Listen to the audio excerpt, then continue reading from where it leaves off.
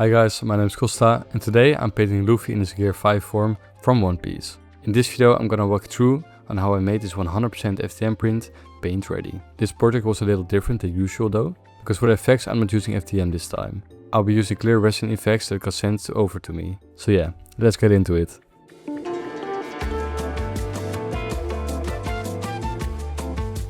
I always start with sanding the parts, but I don't go completely insane with it. I mainly do spot checking. So only the areas that actually need sanding. Stuff like overhangs, tiny print bumps and top layers where FDM leave those small imperfections. And as you can see, I spent extra time sanding this massive hand. In my opinion, that's like the coolest part of the whole figure. So I wanted it to look as clean as possible. That's probably the part people are gonna look at first. And me too, honestly. I also got a couple questions asking what I use for sandings. I use a Dremel with 400 grit sanding bits. Usually around speed 5 to 10. If you go too high, you will literally melt the plastic and destroy the whole print. Learned that the hard way. And after using Dremel, I almost always go over the area one more time by hand, because rotary tools can sometimes leave ugly scratches behind. Unfortunately, I lost some footage of the other post-processing steps, so I am reusing footage from a previous video here. But after sanding, I always use my candle technique to remove all the stringing. It's super simple and they instantly disappear. But seriously, be careful with this. You do not want to melt your figure. I've already done it multiple times, especially on thinner parts, like hair strands or ropes. Now for probably the biggest reason why FDM prints stopped looking like FDM prints. The smoothing stage. I mainly use two products for this. First up, resin. I use it almost like a filler coat to smooth everything out. It looks really good, but it takes a longer time than normal filler. Then the second product is Motive Spray Body. This stuff is honestly magic. It dries super fast, sprays really evenly and hides layer lines insanely well. After that is finally primer time. I always use grey primer because it gives me a really balanced canvas to paint on. Not too dark, not too bright. The primer I use now is Kaleido primer from Gallery. I switched to it because my old Vallejo primer constantly clogged my airbrush and drove me insane. I started with the base using Vallejo London Grey.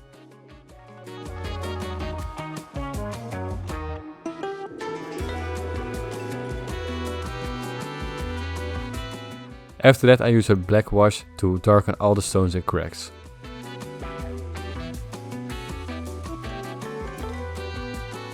Normally I would dry brush here, but this time I use a sponge instead. It gives almost the same effect as dry brushing, but adds way more texture and randomness to the surface.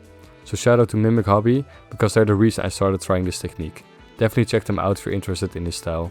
After that I tinted everything back down again with another black wash.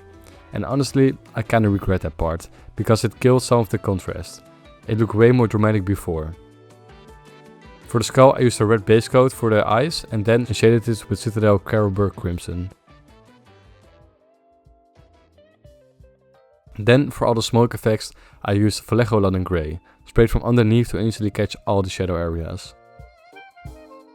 And then I did the exact opposite with Vallejo White Grey, sprayed from above for the highlights. Super easy way to create instant depth without overthinking it.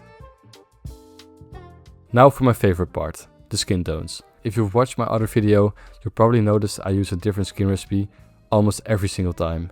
That's because I love experimenting until I find something I'm completely obsessed with. For this one, I started with Vallejo German Orange as the base coat. I know that sounds weird for skin, but it gives a super vibrant undertone that makes the final look way more alive.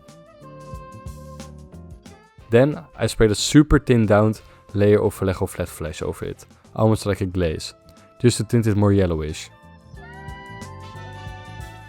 After that I grabbed my 0.2 airbrush nozzle and used Ionic 10 Flash in all the shadow areas for muscle definition. So between the abs, under the chest, between the fingers, around the neck folds, under the jaw, and around the collarbones. Basically anywhere light naturally wouldn't hit. Then for the highlights I used Vallejo Flat Flash. Again, super thinned down. I only spray this on really specific spots, like top of the knuckles, shoulders, nose, chest, abs and upper arms. And honestly, the easiest way to do highlights is just spraying them from above. The highlight placement kindly naturally happens for you then. For his scars, I use a super thinned down layer of Citadel Blood for the Blood coat. I gave it 2 thin coats. Then I use Citadel Carroburg Crimson around the edges and in the folds of the scar to add more contrast and depth. But eventually I still wasn't happy with the color. So I glazed over it with Vallejo Brown Rose. And yeah, that was the color I wanted.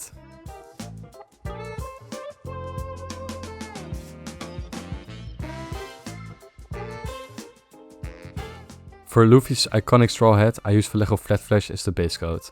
Then I shaded it with Citadel Skeleton Horde to tint all the shadows and give it that warm straw look.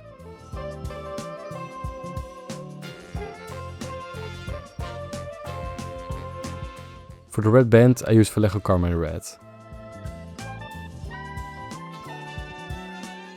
And for the little X stitches on the head, I just carefully painted them black.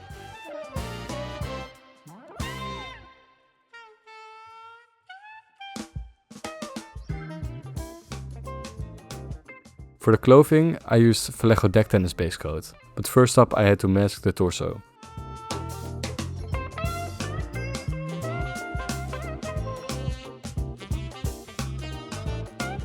For the highlights I used Vallejo White Grey, sprayed from above again.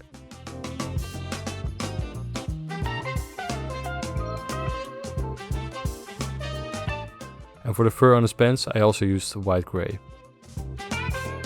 Then for his gold buttons on the jacket, I used Citadel Retributor armor.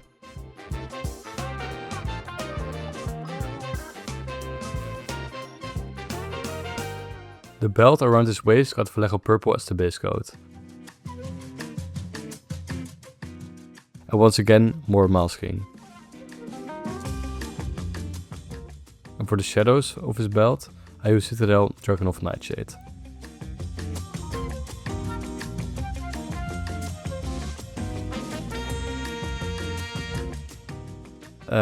Now for the sandals. I actually lost most of the footage here too. My bad guys, but luckily I still had some clips left. For the sandal ropes I used Vallejo Black. Then I wanted to experiment a bit and used a makeup sponge with Vallejo Black Grey on the raised areas. It made the sandals look way less flat and more textured. Then I used Citadel Skeleton Horde in the shadow areas to dirty them up. Now it's time for the face. And I'm sorry guys, I genuinely have no idea what happened in this video, but during almost the entire face painting process my giant head was blocking the camera, so I will explain it with graphics instead. I started by using Vallejo White Grey for the teeth, eyes and eyebrows. Then I used black for the outlines of the eyes, the eyelids and the black lines between the teeth. For the eyes themselves I first used the dark purple as base coat.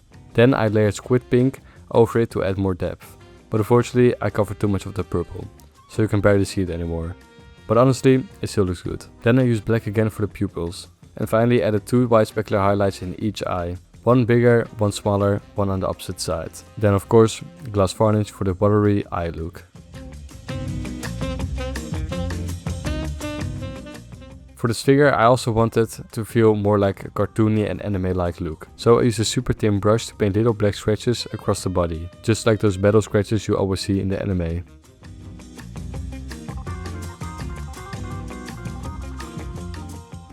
Now it's time to show you how I got these clear resin parts, even though I don't own a resin printer.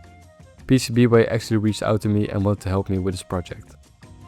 So they sent me a massive box filled with all those effects, and honestly, the packaging was insane. Everything arrived perfectly protected. And as you can see, the parts fit perfectly. I was super hyped to paint these because it was literally my first time ever holding transparent resin parts. The nice thing is they're already paint ready, no primer needed. For all those red effects, I used inks because I wanted to keep the transparency visible. Then for extra depth, I used Citadel Caribou Crimson in all the shadow areas. Since it's a contrast paint, it still lets light pass through the part, which keeps that transparent effect alive. For the lighting effect, I used Vallejo Dark Turquoise ink. And honestly, that was enough. It already looked interesting enough without adding shadows. Then to bring all the transparency back, I used a glass clear coat varnish. And this step makes a massive difference. Like seriously, look at the difference between the unvarnished parts and the glossy ones. It instantly makes them look 10 times better. And as for the final step, I used pastel to push even more depth into the figure. First I used a brown pastel color in all the skin folds and muscle separations.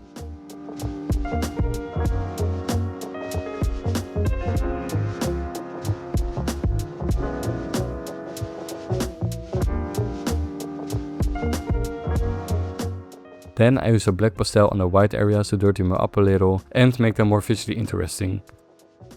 After that I gave everything a matte varnish, except for the effects of course. And finally he was ready for the glamour shots.